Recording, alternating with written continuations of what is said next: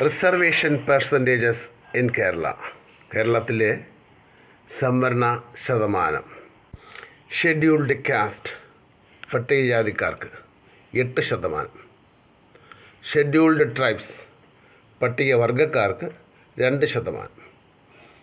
Other backwards classes OBCക്ക് 40%. ഈ 40%-ൽ OBCയിൽ ഏതൊക്കെ സമുദായങ്ങൾ വരുന്നുവെന്ന് നോക്കാം. ഈഴവർ അല്ലെങ്കിൽ തീയർ അല്ലെങ്കിൽ ബില്ലവർ, അവർക്ക് 14%. മുസ്ലിങ്ങൾക്ക് പൊതുവെ 12%. ലാറ്റിൻ കത്തോലിക്കർക്ക് 4%. ഹിന്ദു നാടാർമാർക്ക് 1%.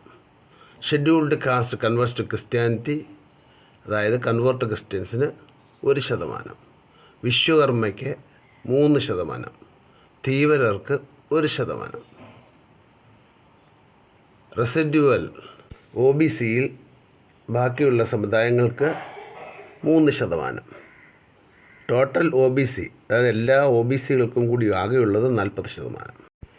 ജനറൽ കാറ്റഗറിയിൽ ബാക്കിയുള്ള 50% ഉണ്ട്.